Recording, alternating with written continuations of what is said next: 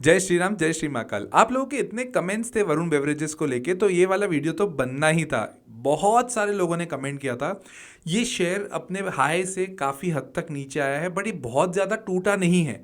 और क्या हो रहा है इस कंपनी में एग्जैक्टली उसके ऊपर डिटेल्ड वीडियो हम आपके सामने रख रहे हैं। और ये कोई बाइंग सेलिंग रिकमेंडेशन तो है नहीं, तो अगर आपको बाइंग सेलिंग करनी है तो आप अपने कंसल्टेंट से बात करने के बाद करिएगा या अपने खुद के बेसिस पर डिसीजन लीजिएगा। एज यूजुअल जब भी मैं कोई भी वीडियो बनाता हूँ उसको कुछ चैप्टर्स में कवर करता हूँ। इसको मैंने 4 चैप्टर्स में डिवाइड किया है। सबसे पहले ट्रिगर्स क्या हैं, क्योंकि वरुण बेवरेजेस में ऐसी बहुत सारी खबरें हैं जिसको हमें एनालाइज करनी चाहिए। सेकेंडली, एग्जैक्टली कंपनी का बिजनेस क्या है। पेप्सी है ये हम समझते हैं, बट पेप्सी के अलावा और क्या कर रही है और कहाँ कहाँ बिजनेस कर रही है जानना जरूरी है। थर्ड इज फाइनेंशियल्स, कि एग्जैक्टली इसके क्वार्टरली रिजल्ट्स किस तरह से परफॉर्म कर रहे हैं। And fourth is technicals. उसके बाद मैं आपको बताऊंगा कि मैं इसमें इन्वेस्टेड हूं या नहीं, या इसमें इन्वेस्ट करने का सोच रहा हूं या नहीं। तो let us begin with the first chapter, that is trigger.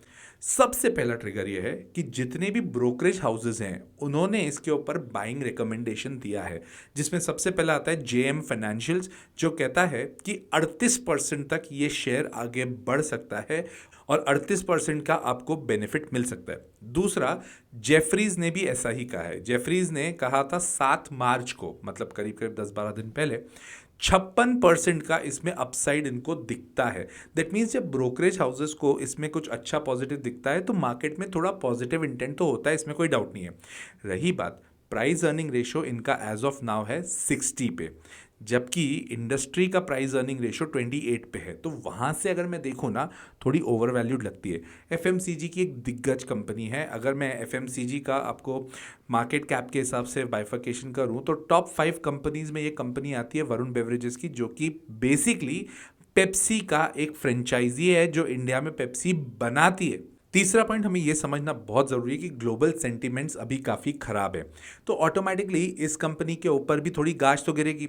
जहां ये 700 रुपए तक टच करके आया था अपना शेयर प्राइस, अभी करीब करीब 450-400 के करीब करीब चल रहा है, तो ऑटोमेटिकली थोड़ा बहुत पेन तो दिखता है। बट ये चीज़ ध्यान रखिएगा कि कंपनी का जो डिमांड है, कंपनी का जो बिजनेस है, कंपनी का जो सेटअप है, वो किस तरह से बढ़ रहा है मार्केट में, और आप लोगों में से कौन कौन पेप्सी पी रहा है, ये भी आप एक बार नोट करिएगा। तो क्या इसकी डिमांड है, दिमाग खुद लगाइए। Next is, company was suppose to acquire 100% share capital of SBC beverage. SBC beverage करके कंपनी एक घाना में, उसकी कंपनी को पूरी तरह से एक्वायर करने वाली थी, जिसका फरवरी 2025 में पूरा सौदा हो जाना चाहिए था, जो उम्मीद है कि मार्च 25 में होगा। बट अभी तक किसी भी प्रकार के कोई हफाल नहीं दिख रहे। इसके अलावा रिलायंस ने जो कैंपा कोला लॉन्च किया था ना, और पता है रिलायंस ने 10 रुपए में कैंपा कोला लॉन्च कर दिया, तो ऑटोमेटिकली इनके ऊपर एक प्रेशर तो आएगा। कैंपा कोला इंडिया की बहुत पुरानी ब्रांड थी जो अभी रीलॉन्च करी रिलायंस ने। तो देखो यार, जब मोटा भाई किसी भी बिजनेस में आते हैं ना, तो इतिहास गवाह रहा है कि वहाँ पर कुछ ना कुछ नया डिसरप्शन ज़रूर हुआ है। इतने सारे ट्रिगर्स के बाद में कुछ पॉजिटिव ट्रिगर्स हैं, कुछ नेगेटिव ट्रिगर्स हैं और कुछ न्यूट्रल ट्रिगर्स हैं। अगर मैं जेफरीज और जेएम फाइनेंशियल्स की बात करूं तो ये पॉजिटिव है। प्राइस अर्निंग रेशो की अगर मैं बात करूं तो वो नेगेटिव है। थर्ड, जो इनको एक्वायर करनी थी एसबीसी बेवरेजेस को, इन्होंने एक्वायर नहीं कर पाए, ये नेगेटिव है। रिलायंस ने कैंपा कोला लॉन्च किया, ये भी उसके लिए नेगेटिव है, क्योंकि कॉम्पिटिटर जब मार्केट में बढ़ते हैं ना, तो देखो पेन तो होता है। So let us understand in chapter number 2 कि एग्जैक्टली कंपनी का बिजनेस क्या है। पर आगे बढ़ने से पहले जो अपना कोर्स है द लॉजिकल इन्वेस्टर, उसके बारे में डिटेल सुन लीजिए। अगर आप ऑप्शंस में खरीदी बिक्री करना चाहते हो, साथ ही साथ फ्यूचर्स में अपना पैसा लगाना चाहते हो, और तो और कहीं ना कहीं से लोन उठा के अगर ट्रेडिंग करना चाहते हो, तो मेरा कोर्स मत लीजिएगा। मेरा कोर्स द लॉजिकल इन्वेस्टर आपको सिर्फ इन्वेस्टर बनाएगा, जो कि एक लॉन्ग टर्म इन्वेस्टर होगा। जितने भी बड़े लोग अपना पैसा बढ़ाए हैं, जितने भी बड़े लोगों ने मल्टी बैगर स्टॉक्स में पैसे कमाए हैं, वो तभी कमाए जब उन्होंने लॉन्ग टर्म विजन रखा है, एक कंपनी को चूज़ किया है और वहाँ पर अपना पोर्टफोलियो क्रिएट किया है। अगर वो चीज़ें सीखनी है आपको, तो ही वो आपका कोर्स द लॉजिकल इन्वेस्टर आपके लिए है। साथ ही साथ ये ध्यान रखिएगा, इसमें टेक्निकल एनालिसिस और फंडामेंटल एनालिसिस इन डेप्थ सिखाया जाएगा। So comment course to get the details. Varun beverages PepsiCo के साथ में 1990s से जुड़ा हुआ है, और 1990 में जो लिबरलाइजेशन, प्राइवेटाइजेशन, ग्लोबलाइजेशन नाम के 3 ज़बरदस्त रिवोल्यूशंस जो डॉक्टर मनमोहन सिंह जी ने अप्लाई करवाए थे, उसके बेसिस पे पेप्सी की एंट्री इंडिया में हुई थी और वरुण बेवरेजेस तब से इनके साथ जुड़ा हुआ है। One of the largest franchise है पेप्सिको की, जो कि मैं वर्ल्ड से कंपेयर करूँ ना उसमें भी सबसे बड़ी में से आती है। जबकि अगर मैं बात करूँ पेप्सी का जो ये बिजनेस है वरुण बेवरेजेस के साथ में 10 कंट्रीज में ये लोग काम कर रहे हैं, 10 कंट्रीज में काम कर रहे हैं फ्रेंचाइजी राइट्स देके, और इसके अलावा 4 कंट्रीज में डिस्ट्रीब्यूशन राइट्स देके काम कर रहे हैं। मतलब मैन्युफैक्चर कहीं हो रहा है, वहां पर वो डिस्ट्रीब्यूट कर रहे हैं। ये एक बहुत ही ज़बरदस्त बिजनेस है। और पेप्सी का बिजनेस आप 2 मिनट सोचो, 2 ही कंपनीज हैं जो एक दूसरे से ज़बरदस्त फाइट करती है, that is Pepsi and Coca Cola. World wide में बात कर रहा हूँ, और उसमें से एक कंपनी जो मार्केट की लीडर है, to a certain extent leader है, दैट इज पेप्सी, उसकी ये फ्रेंचाइजी में काम कर रहा है। डिमांड अच्छा है, हम सोच नहीं सकते उससे ज़्यादा डिमांड है। मैं जब इस कंपनी के बारे में डिटेल रिसर्च कर रहा था ना, कुछ चीज़ें मेरे सामने आई जो मेरे लिए भी काफ़ी नई थी। कुरकुरे हम लोग खाते हैं, टेढ़ा है पर मेरा है, ये भी पेप्सिको का है। इसके अलावा जो आप स्टिंग की बात करते हैं ना, स्टिंग एक कोल्ड ड्रिंक होती है, एनर्जी ड्रिंक होती है, वो भी पेप्सी की है। This was something which was very surprising for me also. Pepsi है तो ऑब्वियसली बात है। 7 अप, मुझे पता थी कि 7 अप भी पेप्सी का ही ब्रांड है। इसके अलावा मिरिंडा, फैंटा कोका कोला का है, मिरिंडा इनका है, तो मिरिंडा इनका है, काफ़ी अच्छा ब्रांड है, इसमें कोई डाउट नहीं है। माउंटेन ड्यू, डर के आगे जीत है। ट्रॉपिकाना जूसेस, और भी बहुत सारी चीज़ें इनके पास है। एक्वाफीना पानी इनका है, ये अपने को पता था। ट्रॉपिकाना जूस और स्लाइस इनका है। और माजा कोका कोला का है। फ्रूटी पार्ले की है। ज़बरदस्त बिजनेस है ये। अगर सेगमेंट में आप घुसोगे ना, इतना इन डेप्थ एनालिसिस करना पड़ता है, इसकी लिमिट नहीं है। इसके अलावा लिप्टन, डोरिटोस की मैं बात कर रहा हूँ, और लेस भी इन्हीं के ही प्रोडक्ट्स हैं। एक ऐसी डाइवर्सिफाइड कंपनी है पेप्सी, इतना बड़ा बिजनेस है, और वरुण बेवरेजेस पेप्सी का पूरा काम इंडिया में देखता है। इनके रेवेन्यू की अगर मैं बात करूँ ना, तो 3 टेरिटरीज हैं जो इंडियन सब कॉन्टिनेंट में आती है, दैट इज इंडिया, श्रीलंका और नेपाल। इन तीनों का बिजनेस अगर मैं मिलाऊं तो टोटल रेवेन्यू का 83% इन तीनों से ही आता है। तो बाकी कहाँ से आता है? मोरक्को, जाम्बिया, जिम्बाब्वे, मतलब अफ्रीका से बाकी का 17% इनके पास आता है business. So which is good. अगर सेल्स वॉल्यूम की बात करूं तो ये जो CSD है, that is carbonated soft drink, अरे नॉर्मल सॉफ्ट ड्रिंक से 76% का इनको रेवेन्यू आता है। जूसेस से आता है 8% का, और एक्वाफीना इनका है। किनले कोका कोला का है।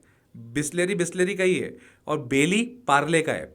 तो इनको एक्वाफीना से 16% का रेवेन्यू आता है। इन्होंने बूंदी, राजस्थान में एक जगह बूंदी, वहां पर एक नया सेटअप डालने की बात करी है। इनफैक्ट जबलपुर मध्य प्रदेश में भी इन्होंने अपना एक सेटअप बढ़ाने की बात करी है। ऑल इन ऑल अगर मैं देखूं, डिमांड वाइज जबरदस्त कंपनी है। FMCG कंपनी, FMCG में दिग्गज है, लीडर है। कंपनी में बिजनेस स्ट्रक्चर वाइज अगर मैं बोलूँ तो कुछ भी दिक्कत नहीं है, बट हाँ वैल्यूएशन जो हमने फर्स्ट चैप्टर में पढ़ा वो थोड़े से प्रॉब्लमेटिक हैं। Let us come to the financials, क्योंकि ग्रोथ देखना बहुत ज़रूरी है। एज यूजुअल जब हम फाइनेंशियल्स को एनालाइज करते हैं तो हम QOQ और YOY के बेसिस पे बात करते हैं। मतलब हम दिसंबर 2024 क्वार्टर को दिसंबर 2023 क्वार्टर से पहले कंपेयर करेंगे, एंड देन दिसंबर 2024 क्वार्टर को सितंबर 2024 क्वार्टर से कंपेयर करेंगे। तो दिसंबर 2024 क्वार्टर में रेवेन्यू इनका था 3690 करोड़, मोटा माटी 3700 करोड़। दिसंबर 2023 में 2700 करोड़ के करीब करीब था। Good growth. 1200 करोड़ की आपकी सेल्स में ग्रोथ होती है, दैट इज गुड। जो पहले दिसंबर 2023 में 418 करोड़ का ऑपरेटिंग प्रॉफिट था, वो अभी 580 करोड़ का है, तो ये भी अच्छा है। क्या दिक्कत आ रही है? अभी तक तो मेरे को अच्छा लग रहा है एक्चुअली। नेट प्रॉफिट की मैं बात करूं, दिसंबर 2023 में 144 करोड़ था, जो बढ़कर 197 करोड़ के आजू बाजू हुआ है। That is good enough. अच्छा ग्रोथ है यार, ये कोई ग्रोथ खराब नहीं है, अच्छी ग्रोथ है। अब इसको सितंबर 2024 क्वार्टर को दिसंबर 2024 क्वार्टर से कंपेयर करते हैं, बट ये ध्यान रखिएगा नवंबर अक्टूबर के बाद, दिवाली के बाद बहुत सारी एरियाज़ में, इंडिया के बहुत सारे एरियाज़ में ठंडक आ जाती है, लोग कोल्ड ड्रिंक कम पीते हैं, ये ध्यान रखिएगा। सितंबर 2024 क्वार्टर में इनका सेल्स था 4805 करोड़ का, जो गिर कर हुआ 3700 करोड़ का। मतलब वहाँ पे टर्नओवर गिरा है because of obvious reasons. Operating margin पहले 1151 करोड़ का था, वो गिर कर 580 करोड़ पे है। इसी चक्कर में सितंबर के बाद से ये कंपनी गिर रही है। FIIs की सेलिंग तो है, बट ये एक बहुत इंपॉर्टेंट रीज़न है। नेट प्रॉफिट 630 करोड़ से गिरकर 200 करोड़ पे। दिसंबर 2023 क्वार्टर से कंपेयर करूं, कोई दिक्कत नहीं, बढ़िया है। सितंबर 2024 क्वार्टर से कंपेयर करूं दिक्कत है, पर मेरे को ना थोड़ा सा ज़्यादा इंटरेस्ट आता है इनकी शेयर होल्डिंग पैटर्न पे। मार्च 2019 में इनके प्रमोटर्स के पास पे 74% की होल्डिंग थी। मार्च 2021 में 2 साल के बाद में 66% की हुई है, मतलब इफेक्टिवली 8-9% प्रमोटर ने गिराया है। और मार्च 2024 में 62% के करीब करीब है। अब मार्च 25 में इनकी होल्डिंग देखना बहुत क्रिटिकल होगा, इसमें कोई डाउट नहीं है। एफआईआईज जो 2019 में 14% के आजू बाजू थे, 2021 में 21% हुए, और अभी के टाइम पे मार्च 2024 की मैं बात कर रहा हूँ 26% पे, मतलब एफआईआईज बढ़ाते जा रहे हैं। मेरे को मेन चीज ये देखनी है कि एफआईआईज ने 2025 में क्या किया, क्योंकि हर कंपनी से तो उन्होंने माल बेचा है। It is very critical to see that point. DIIs अपने लेवल पर 6-6.5% पे स्टेबल है। पब्लिक की शेयर होल्डिंग इसमें 7% है। मेरे को ये इतना पॉजिटिव पॉइंट लगता है ना, मैं आपको बता नहीं सकता। अमेजिंग पॉइंट है ये। इसको बहुत इंपॉर्टेंट बेसिस पर देखना चाहिए कि पब्लिक की शेयर होल्डिंग सिर्फ 7% ही है। So majorly decisions has been taken by promoters के बाद में एफआईआई डीआईआईज का एनालिसिस आता है, और पब्लिक का बहुत ज़्यादा शेयर होल्डिंग नहीं है। फाइनेंशियल्स भी बहुत अच्छे हैं, इसमें कोई डाउट नहीं है। ऑब्वियस बात है, अभी जिस हिसाब से मार्केट सेंटीमेंट्स है वो इस तरह का ग्रोथ नहीं मिल रहा है। हर कंपनी गिर रही है, बहुत लोगों की कंपनीज तो 70-60% गिरी है। ये बेचारी कंपनीज अभी 40% के करेक्शन पे ही आई है। तो this is not that much positive also, but yes बहुत ज़्यादा नेगेटिव नहीं है। So let us understand the technicals. Levels क्या है, देखिए वीकली चार्ट पर एक डोजी बनी है, और डोजी एक खतरनाक कैंडल होता है, जो कि मैं लॉजिकल इन्वेस्टर में बहुत डिटेल में भी समझाता हूँ, बट यहाँ पर इसको मैं आपको थोड़ा सा समझाता हूँ ताकि एक विजन आपका क्रिएट हो जाए।